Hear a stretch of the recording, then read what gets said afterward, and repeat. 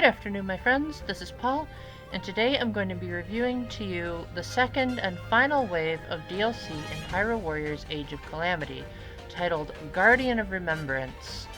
The naming is based on the fact that the tiny guardian that's been accompanying you since the beginning of the game that traveled from the future has a whole bunch of memories that weren't explained in the main game. So now they're saying, oh wait, there's a couple of loose ends, we gotta fill them up. The irony is that the Guardian wasn't always present for some of these memories, so it makes me wonder if the plot was more of an afterthought, and this was more so of sort of damage control, where the team was like, oh, shoot, we gotta talk about what actually did happen behind the scenes, just to even further prove my point that the whole Guardian of Remembrance thing was an afterthought. A lot of these sequences have you playing as characters that didn't yet join up with your party, and so they didn't yet have the amplified power of the Sheikah Slate that the Guardian gave them. Now, the missions themselves are, they're standard Hyrule Warriors fare. They don't really do a whole lot that's different. However, they do add a couple of new locations that you might not have seen previously. You can see the Colosseum, Gopango Village, and Kakariko Village as they were before the Calamity, which, honestly, they didn't change a whole lot. Just a little bit more market stalls, a little less destruction. And the Kakariko Village battle in particular has a new remix that sounds eerily like the motif of Kakariko in the main game, but now it's like faster and more intense. So the music was quite a treat, even if there wasn't a whole lot more. One of the things that you're going to get the most out of in this pack are the new vignettes for the characters, as well as the new characters that join the battle when you do certain conditions. So, after each of the new battles, of which they're titled EX, just like the new stuff in the Pulse of the Ancients DLC, you'll get a little cutscene describing the characters' thoughts. Now, I thought that this would be more action and more backstory, but really, it's just more cute moments. There's not really a whole lot of champion action. Like, if you want to see, like, what did the champions fight like back in the old days, that's what the main game is for.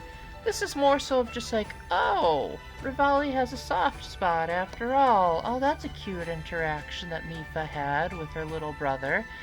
So little moments like that are neat, even if they don't last particularly long and they don't really add a whole lot to the existing Age of Calamity lore.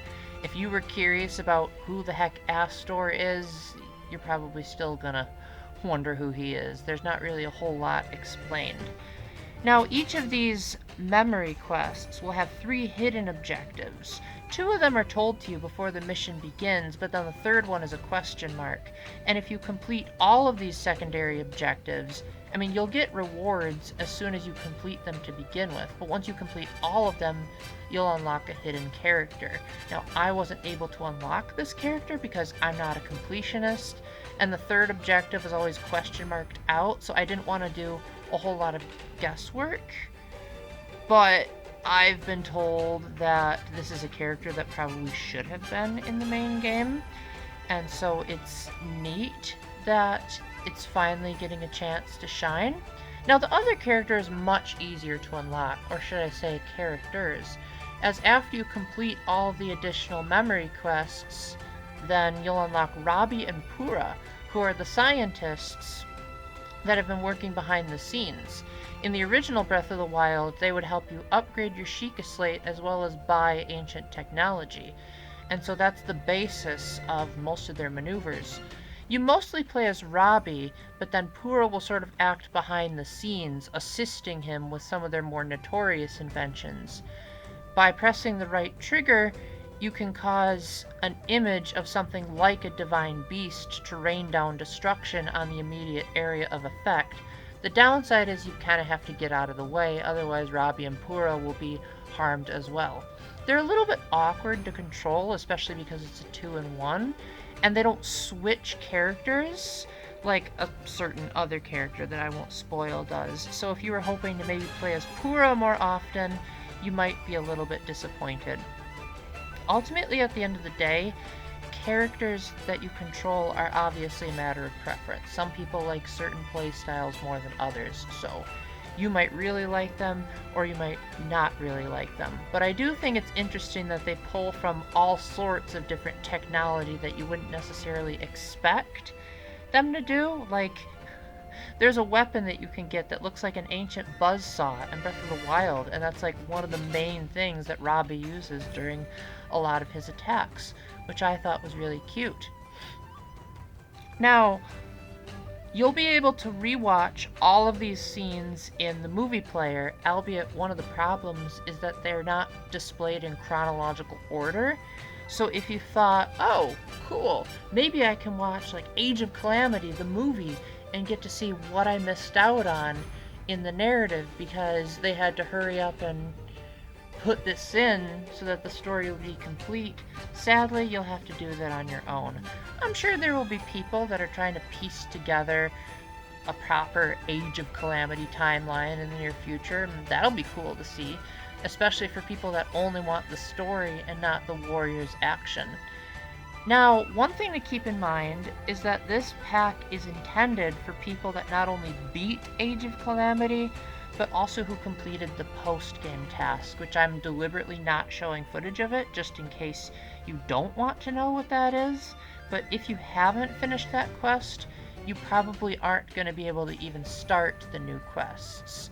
Now, I don't know for sure because I had already completed that task by the time I booted up this pack. So it's possible that you might just auto-unlock a certain feature. I'm not 100% sure, but it's highly recommended that you've gone out of your way to complete the post-game as much as possible. Another thing to keep in mind is that this takes place after a certain twist in the main storyline, so if you haven't gotten to that part yet, you're also going to be spoiled. Unfortunately, a lot of this is kind of unavoidable. I'm pretty much going to have to show you guys, but I think also that was how Breath of the Wild was handled as well, so they're just following the formula. Champion's Ballad was meant to be like after you beat the main game, there's a little bit more to do.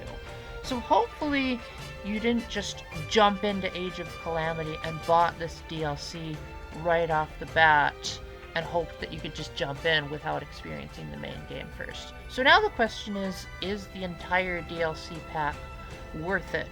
Now that you've experienced Pulse of the Ancients and Guardian of Remembrance.